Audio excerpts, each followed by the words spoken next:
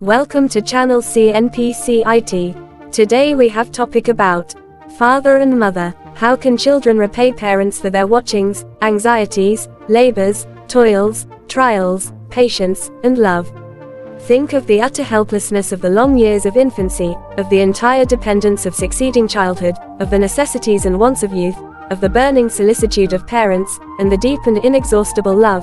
Think of the long years of unwearied toil, of the deep and soul-felt devotion to the interests of their offspring, of the majesty and matchless power of their unselfish affections, and then say whether it is possible for youth to repay too much love and gratitude for all this bestowal of parental anxiety.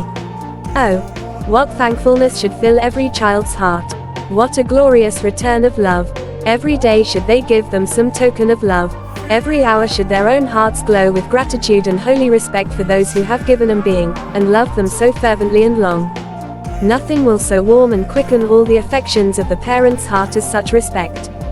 Who feels like trusting an ungrateful child? Who can believe that his affection for any object can be firm and pure?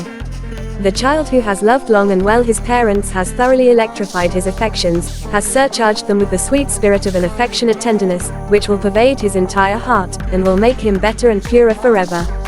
The affections of such a child are to be trusted. As well may one doubt an angel as such a one.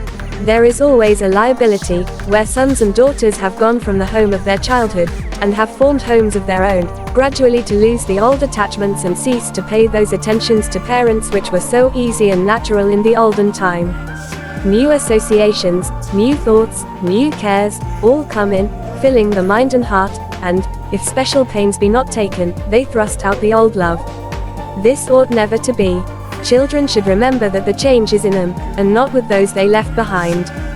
They have everything that is new, much that is attractive in the present and bright in the future, but the parents' hearts cling to the past, and have most in memory.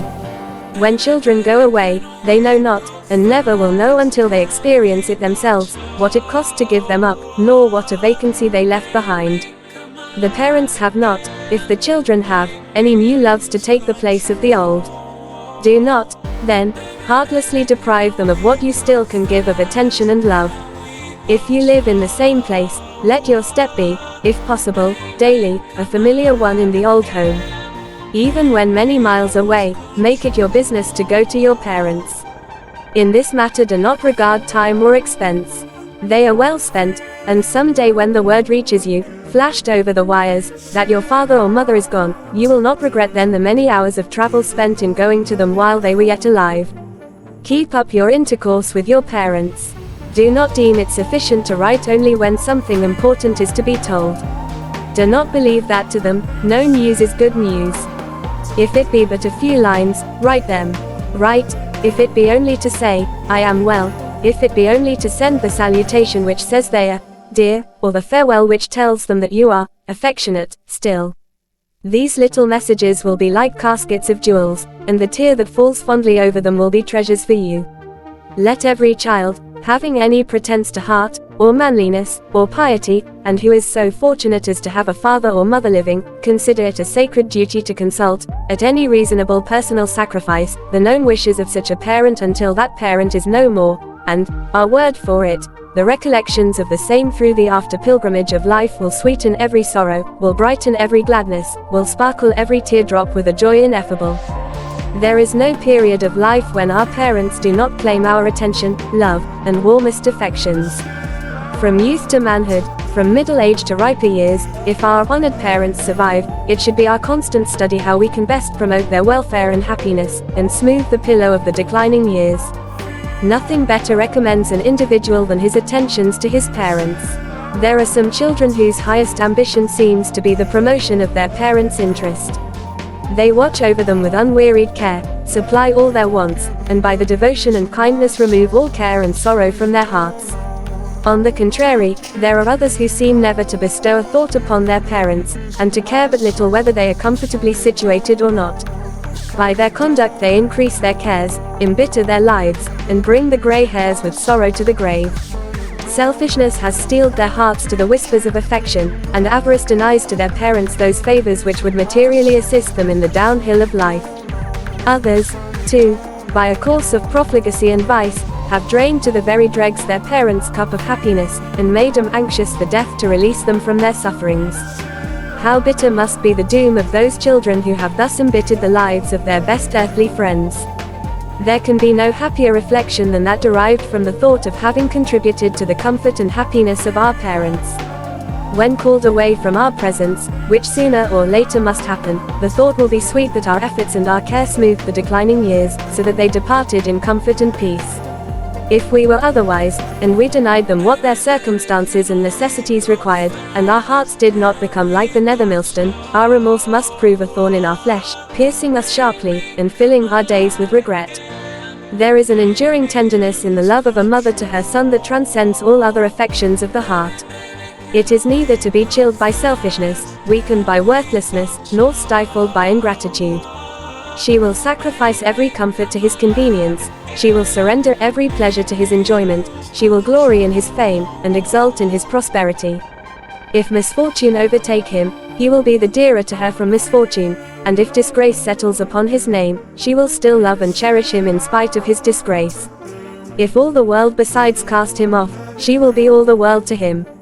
A father may turn his back on his child, brothers and sisters may become inveterate enemies, husbands may desert their wives, wives their husbands, but a mother's love endures through all.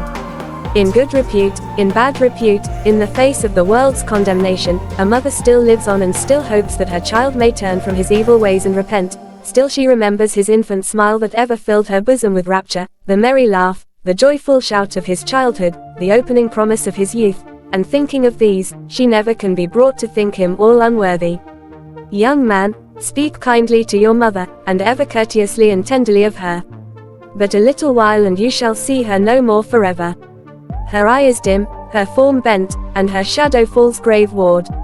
Others may love you when she has passed away, a kind-hearted sister, perhaps, or she whom of all the world you chose for a partner. She may love you warmly, passionately, children may love you fondly, but never again, never, while time is yours, shall the love of woman be to you as that of your old, trembling mother has been. Alas, how little do we appreciate a mother's tenderness while living. How heedless are we in youth of all her anxious tenderness.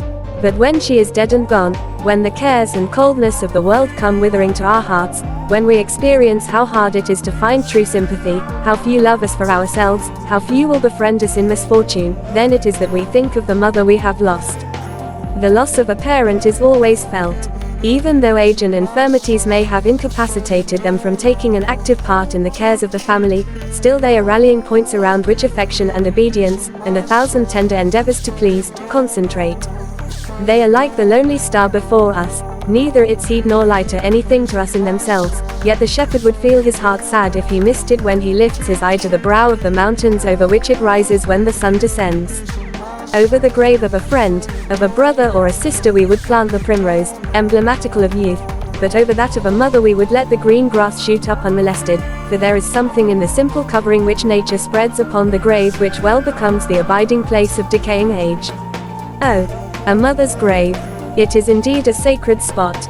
It may be retired from the noise of business, and unnoticed by the stranger, but to our heart how dear. The love we should bear to a parent is not to be measured by years, nor annihilated by distance, nor forgotten when they sleep in dust. Marks of age may appear in our homes and on our persons, but the memory of a beloved parent is more enduring than that of time itself. Who has stood by the grave of a mother and not remembered her pleasant smiles, kind words, earnest prayer, and assurance expressed in a dying hour? Many years may have passed, memory may be treacherous in other things, but will reproduce with freshness the impressions once made by a mother's influence. Why may we not linger where rests all that was earthly of a beloved parent?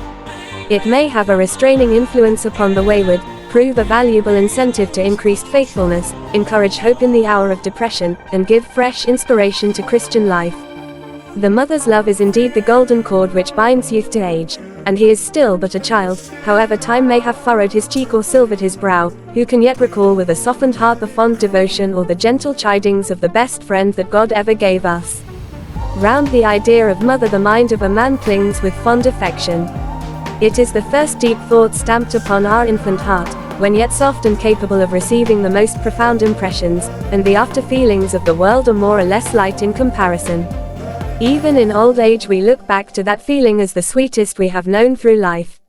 Our passions and our willfulness may lead us far from the object of our filial love. We may come even to pain their heart, to oppose their wishes, to violate their commands. We may become wild, headstrong, or angry at their counsels or oppositions, but when death has stilled their monitory voices, and nothing but silent memory remains to recapitulate their virtues and deeds, affection, like a flower broken to the ground by a past storm, lifts up her head and smiles away our tears.